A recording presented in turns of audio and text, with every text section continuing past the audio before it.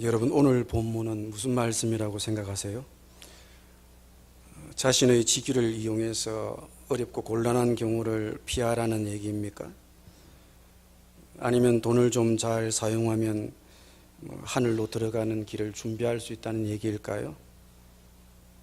이것은 둘 다 오늘 본문에 대한 올바른 접근은 아닌 것 같습니다. 오늘 본문이 우리를 어렵게 하는 것은 과연 이 청지기가 한 행동이 주인의 칭찬을 받을 만한 일인가 하는 점입니다.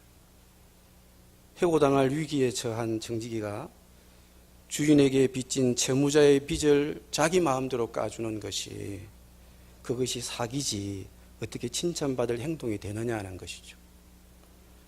그럼에도 자신에게 빚진 그 채무자의 빚을 임의로 까준 것을 두고 이 청지기를 두고 주인이 어떻게 말해요? 칭찬했다.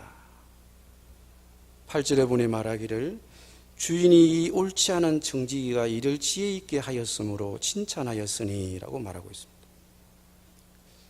주인의 채무를 자기 마음대로 까준 종을 법정에 고소를 하든지 감옥에 집어넣든지 이래 해야 되지 않습니까?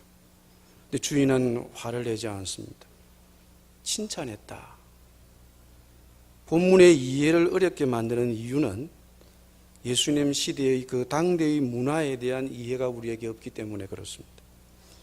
그럼 우리가 성경을 읽을 때 자의적으로 주관적으로 받아들이기보다는 우리에게 이 성경에 있는 그 예수님 당대의 문화가 안고 있는 배경 이해가 그래서 중요한 것 같습니다. 당시 유대인들에게는 고리 대금업이 금지되어 있었습니다. 이자를 받고 돈을 빌려주는 일을 동족 간에 할 수 없었습니다. 하지만 부자들은 이러한 법을 교모하게 빠져나갔습니다. 돈으로 이자 놀이를 못하게 하니까 현물을 빌려주고 현물로 이자를 받은 거예요. 그러므로 해고당할 직전에 놓인 청지기가 채무자의 빈 문서에서 감해준 것은 현물 이자일 가능성이 높다는 얘기입니다. 5절 7절 말씀을 다시 보면 주인에게 빚진 자를 일일이 불러다가 먼저 온 자에게 이르되 내가 주인에게 얼마나 빚졌느냐 말하되 기름 100마리입니다. 이르되 여기 내 정서를 가지고 빨리 앉아 50이라 쓰라 하고 다른 이에게 이르되 너는 얼마를 빚졌냐 이르되 밀 100석이니이다 이르되 여기 내 정서를 가지고 80이라 쓰라 하였는지라. 주인에게 기름 100마리의 빚을 진 채무자에게는 빈 문서에 얼마를 적으라고 그랬다고 그러죠? 50말. 그럼 이자가 얼마예요? 50말인 셈이죠. 이게 좀 엄청납니다. 그죠? 기름 50말 빌려주고 50말 적으면 이거는 뭐 이런 사채업자는 해볼만 합니다. 밀 100섬을 빌린 사람은 빈 문서에 몇 섬 적었다고요? 80. 그럼 이자는 20섬. 그런데 이 밀이 좀 이자가 좀 적죠? 근데 주인은 밀보다는 기름에 더 높은 이자를 매겼다. 왜 그럴까요? 기름은 그만큼 리스크가 많죠. 날아갈 가능성이 많고 쏟으면 다시 회수할 가능성도 좀 없고 그만큼 리스크가 크기 때문에 50에 50을 먹인 거죠.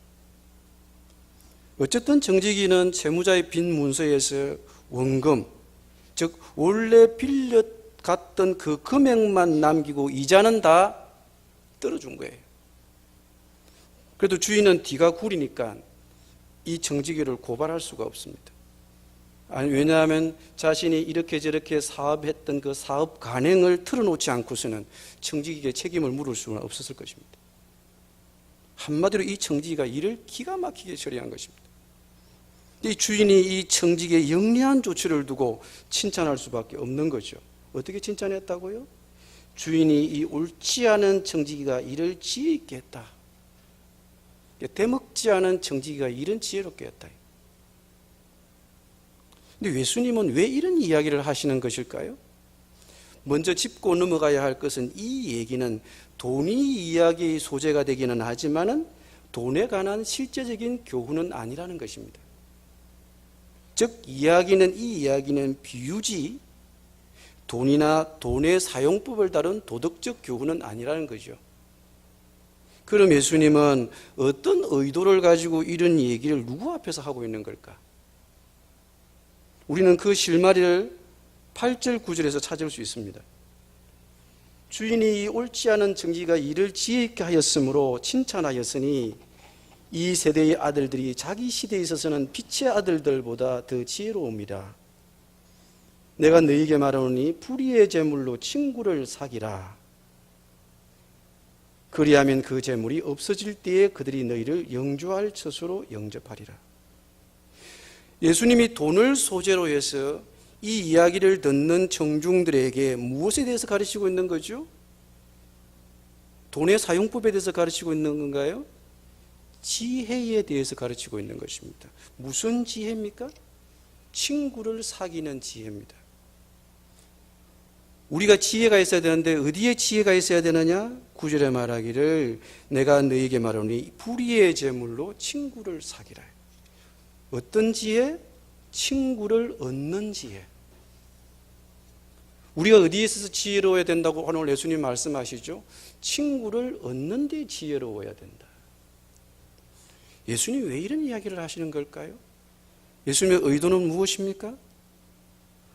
예수님이 이런 말씀을 하신 의도를 이해하려면 우리는 앞뒤 문맥에 비추어서 볼 수밖에 없습니다. 즉 이 얘기를 이해하려면 15장부터 봐야 된다는 얘기입니다. 즉 이 얘기를 누가 듣고 있느냐 하는 얘기죠.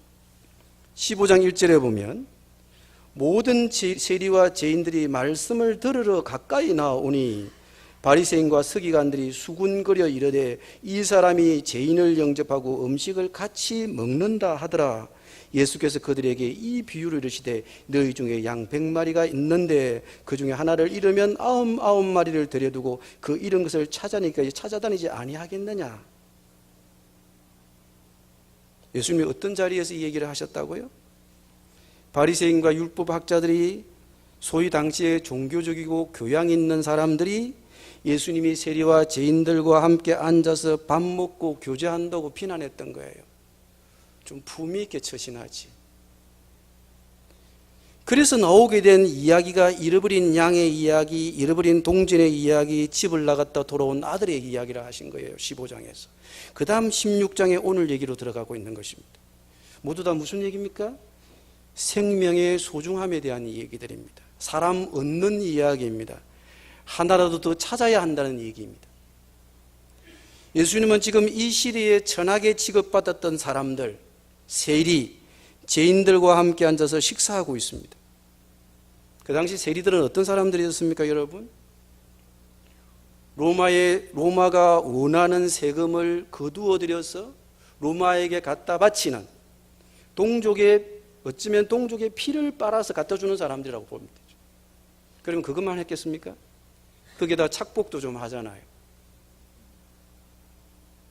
그러니까는 예전에 예수님께서 어떤 세리의 집을 방문했을 때 그 세리가 뭐라고 말했나요? 제가 착복한 것이 있으면 배나 갖겠나이다. 이 말은 가정법이라기보다 그랬을 가능성이 훨씬 높은 것입니다. 그 시대의 관행이었으니까. 그러니 사람들이 자기의 동족들 입장에서 이 세리를 볼 때는 어떻게 봐겠어요? 매국노죠. 나쁜 놈이고 죽일 놈들이죠. 잃어버린 한 사람을 얻기 위해서 그런 세리와도 함께 앉아서 지금 밥 먹고 있는 중이에요. 그러니까 율법학자와 바리새인 눈에는 참 꼴보기 싫지 않습니까? 좀 저러지 않았으면 좋겠는데, 좀 품위 있게 하시면 좋겠는데. 그래서 예수님께서 그렇게 자기를 비난하고 바라보고 있는 바리새인과 율법학자들에게 자기가 왜 이러고 있는지, 왜 내가 세리와 죄인과 밥을 함께 먹고 있는지, 교제하고 있는지 그 얘기를 하고 싶어서 지금 무슨 얘기하는 거예요? 지혜로운 정직의 얘기를 하고 있는 것입니다. 사람을 얻어야 된다. 잃어버린 생명을 찾으려면 먼저 무엇부터 해야 돼요? 친구 사귀어야 되잖아요. 거기에 지혜로워야 된다는 얘기예요. 그래서 8절에 말하기를 주인이 이 옳지 않는 청지기가 이를 지혜 있게 하였으므로 그래서 예수님께서 무슨 말을 덧붙입니까? 이 세대의 아들들이 자기 시대에 있어서는 빛의 아들보다 더 지혜롭다. 그냥 쉽게 이야기하면 세상 사람들이 친구 사귀는 데는 우리보다 훨 낫다 이런 얘기죠. 세상 사람들은 사람을 얻으려고 얼마나 열심이고 얼마나 지혜롭습니까? 업무상 교제하고 사업상 교제하고 거래처 사람들과 거래를 트기 위해서 골프도 치고 못 배우던 골프도 배워가면서 하고, 학부모들은 아이들 교육에 대한 정보를 얻기 위해서 부모들끼리 교제하고, 서로 교제한다는 것이 상호 도움이 된다는 것을 알기 때문에 그렇습니다. 그래서 사람들을 더 만나기 위해서 동호회에 들어가기도 하고, 요즘은 청년들이 조그만 교회 안 온대요. 온누리교회 사랑의 교회 간대요. 그래야 깜을 만날 수 있으니까. 사실입니다. 제가 아는 어떤 자매는 주일날 본교회 가고 토요일은 온누리교회 토요 집회 가요.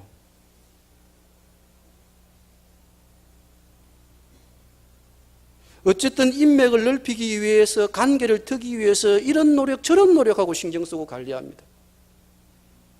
삼성경제연구소가 운영하는 그 임원급을 대상으로 하는 유료정보 사이트 세리 CEO가 있습니다. 거기에서 회원들을 대상으로 조사한 결과 CEO가 될 수 있는 최고 덕목 가운데 하나가 대인지능이라고 합니다. 대인지능. 즉 한마디로 인맥관리 잘해야 CEO 될 수 있다, 이런 얘기입니다. 인터넷 취업 전문회사인 잡링크가 일반 직장인을 대상으로 인맥 관리의 중요성에 대한 설문조사를 했는데 그 결과도 크게 다르지 않아요. 성공적인 직장 생활을 위한 인맥의 중요성이 어딨냐 묻는 질문에 70% 가까운 응답자가 중요하다, 매우 중요하다, 이래 답했습니다. 우리 함께 공감하는 얘기잖아요. 인맥이 없는 사람, 세상 살기 얼마나 불편합니까? 공신력 있는 두 기관의 설문조사를 보더라도 인적 네트워크가 얼마나 중요시 되는지. 인맥 없으면 사업체 하나 굴리기도 어렵지 않습니까? 얼마나 어려워요, 인맥 턴다는 게. 그 청와대 대통령 만나기 얼마나 어려워요. 그렇지만 청와대에 수석이나 수석 비서쯤 있으면요, 오늘이라도 만날 수 있습니다.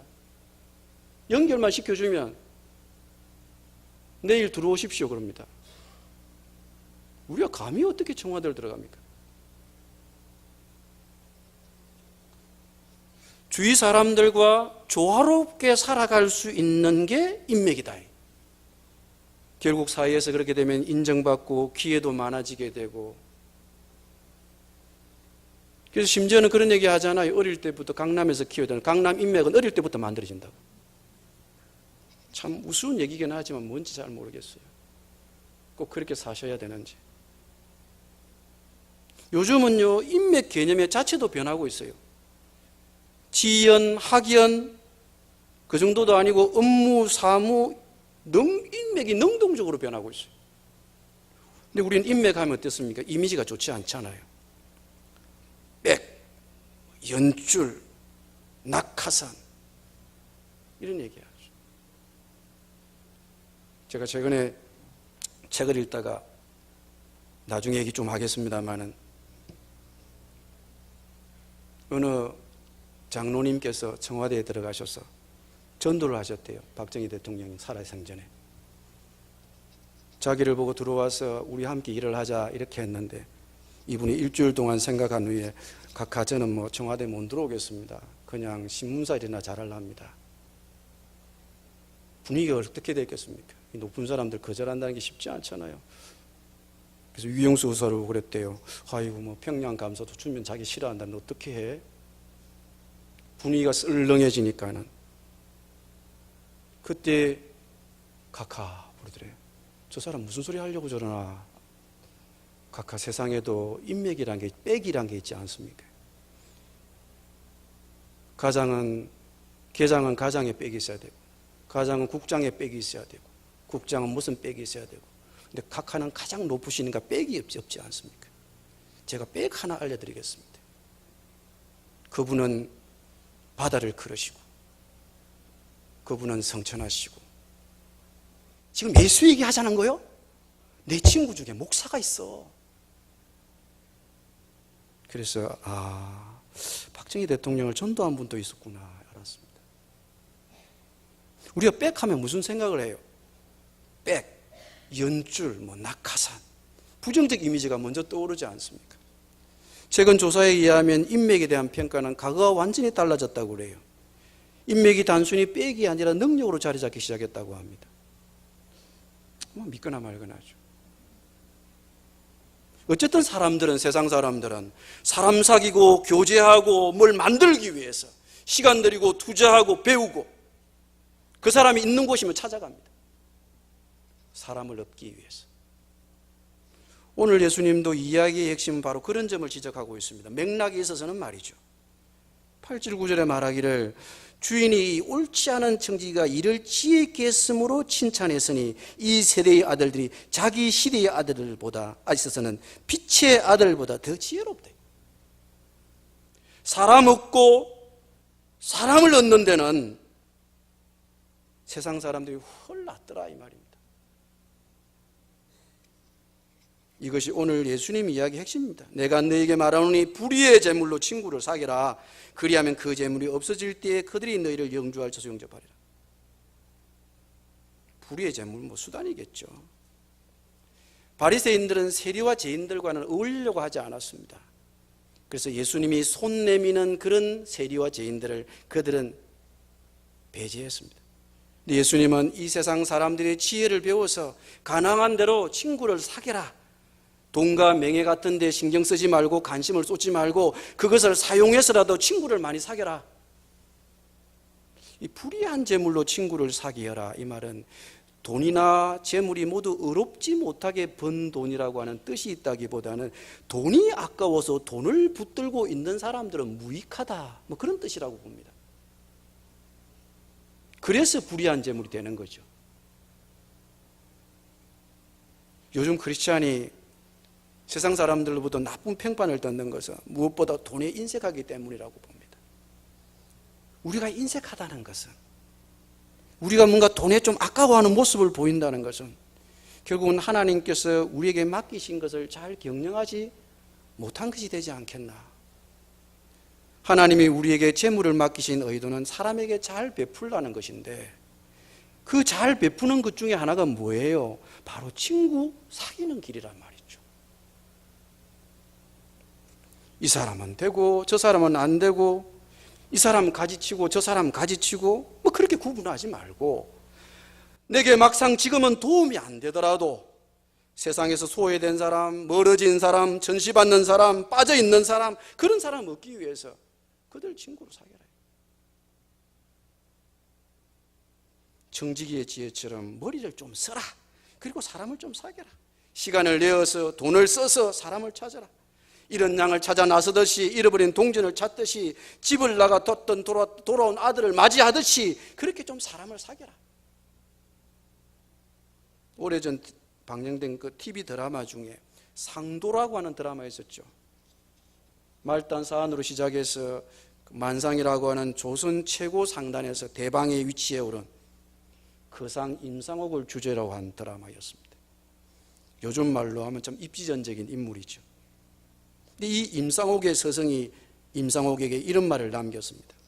장사란 이문을 남기는 것이 아니고 사람을 남기는 것이다. 임상옥은 이 가르침을 한시도 잊지 않고 실천했다고 합니다. 돈을 남기지 말고 사람을 남겨라. 여러분, 이 가르침 오늘 성경 본문하고 너무 닮았지 않아요? 저는 이 임상옥의 얘기를 보면서 왜 이리 닮았을까? 불의한 재물로 친구를 사귀라. 돈을 남기지 말고 사람을 남겨라. 비슷하지 않아요? 최근 페이스북을 들어갔더니 신대원 동기가 친구와 사진을 올려놓은 것을 봤어요. 근데 그 올려놓은 그 친구도 제가 좀 알아요. 같이 신대원을 함께 다녔기 때문에. 한 친구는 지금도 같은 선교기관에서 20년 넘게 같이 일하고 있습니다. 그 친구가 다른 신대원 동기와 사진을 올려놓았는데 저는 그 친구가 좀 가깝지 않아요. 저는 신학교 다닐 때 혼자 공부했습니다. 친구들 교제하는데 큰 신경 쓰지 않았어요. 하면 말고 말면 말고 크게 친구 사귀는데 신경 안 썼습니다. 뭐 공부는 혼자 하는 거지 이러면서. 그래서 제 주변에 친구들이 별로 없어요. 그런데 그 친구 사진을 올려놓은 선교기관에 20년 함께 근무한 그 친구는 동기의 주변에 친구들이 그 주변에 자기 친구가 많아요. 가끔 저보고 동기에 나오라 그러는데 이것저것 시간이 안 맞아서 못 나가니까 저를 참 예석하게 보는 친구가 있어요. 요즘 제 집사람은 고등학교 동기와 매일 만나고 대학 선후배와 가끔 만나고 지난번 대학 선배 집에 가서 1박 하고 왔어요. 또 1박 하루 또 간대요. 요즘 가끔 저는 저의 미래가 어떨지 좀 그려보곤 해요. 별로 그림이 좋지가 않아요.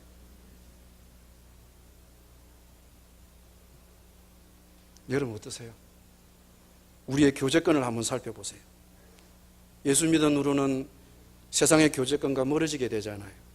동창끼리, 고향 선후배끼리, 마을 사람끼리 서로 만날 기회가 많지 않습니다.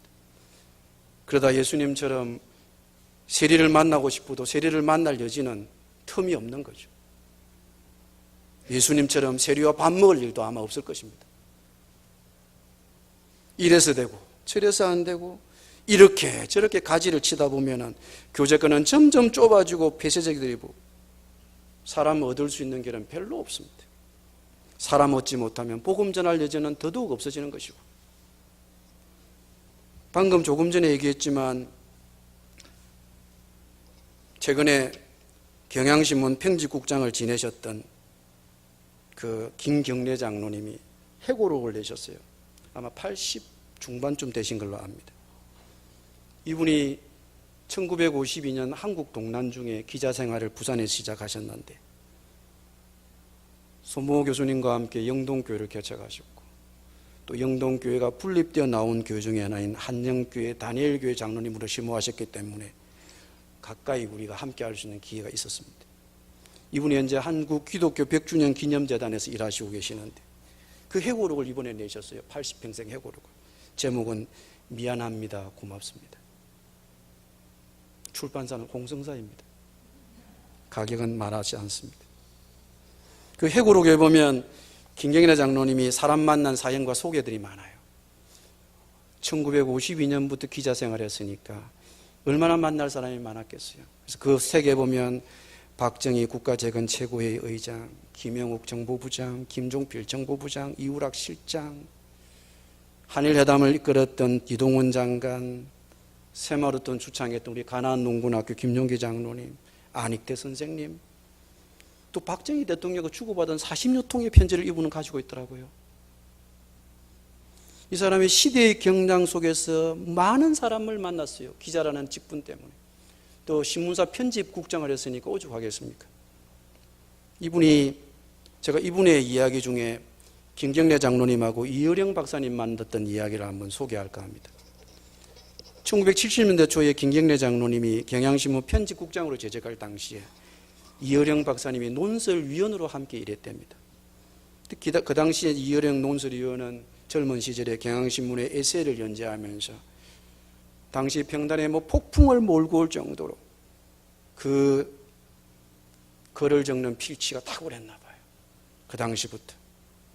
그렇지만 그도 1972년 10월 유신이 시작되니까 이게 글을 함부로 못 적는 거예요. 그해 12월 중순에 이해령 논설위원이 며칠째 출근을 하지 않았습니다. 대신 전화로 김경래 편집국장을 찾았습니다. 퇴근 후에 김경래 국장님은 삼선동 언덕배기에 있는 이해령 위원의 집을 찾았습니다. 만나기만 하면 그렇게 웃음도 많던 이해령 위원이었지만 그날은 한숨만 푹푹 쉬면서 한탄했습니다. 김영, 아무래도 서울에서 못 살겠어. 이 땅을 떠나야 하겠는데 무슨 수가 없을까? 유신이다, 계엄령이다 하고 검열을 해대니 어디 글을 쓸 수 있어야지. 제멋대로 깎고 집어넣고 교양 없는 녀석들. 내가 자존심 상하기 전에 붓을 꺾는 편이 차라리 낫지 않겠어. 이제 이어령 의원은 경향신문 칼럼에도 글을 냈지만 문학지에 기고한 평론도 있고 대학신문에 연재한 것도 있고 가해질 당하고 깎이고 잘리고 먹칠한다고 속상하다는 거예요. 대화가 이어져서 그 당시 통행금지 시간이 있었지 않습니까? 통행금지 시간이 다 될 무렵에 말하더래요. 김 국장님, 아니 김영 하다가 갑자기 김 국장님 하니까는 한마디 했습니다. 어디 아파요? 김 국장님이라 그러게. 하는 말, 나 파리에 보내줄 수 없겠어. 파리 특파원? 왜 나는 그런 거 하면 안 되나? 지금도 그렇지만 신문사의 해외 특파원 자리는 모든 기자들의 선망의 자리잖아요.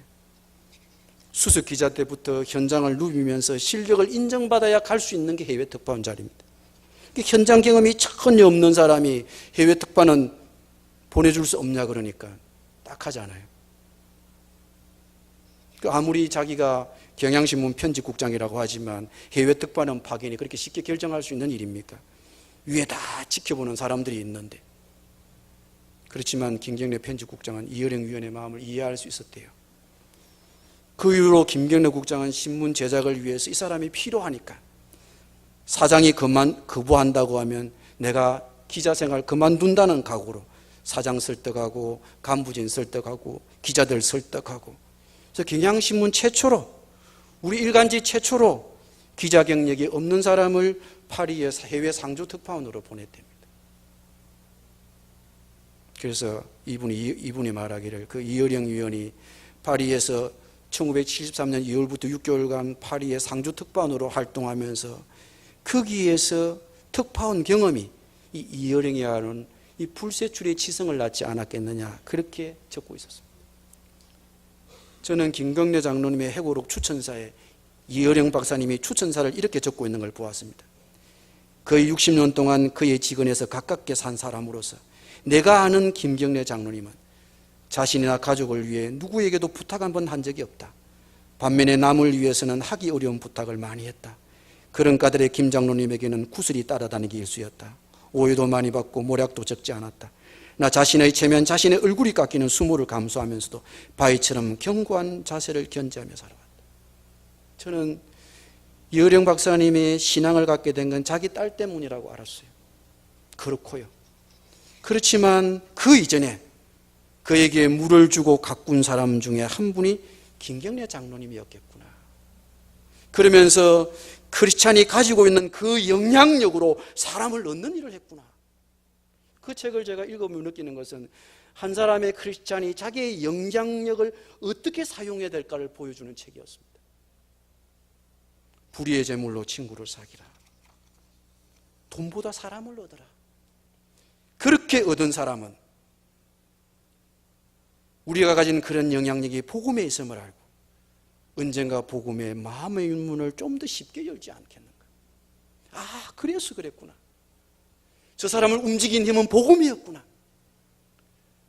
그래서 나를 얻으려고 노력을 했구나. 복음을 위해 사람을 얻으십시오. 이렇게 저렇게 가지치고 자르지 마시고, 이래서 마음에 안 든다 자르고 저렇게 마음에 안 든다 자르고 이래서 안 되고 저래서 다 잘라버리면 누구하고 사귀어요? 물론 저를 보고 하는 이야기이기도 하지만, 이렇게 저렇게 바리새인처럼 비난하지 말고 세리와 만나고 교제해 주었던 그 주님을 우리도 본받자, 이 말입니다. 기도하겠습니다.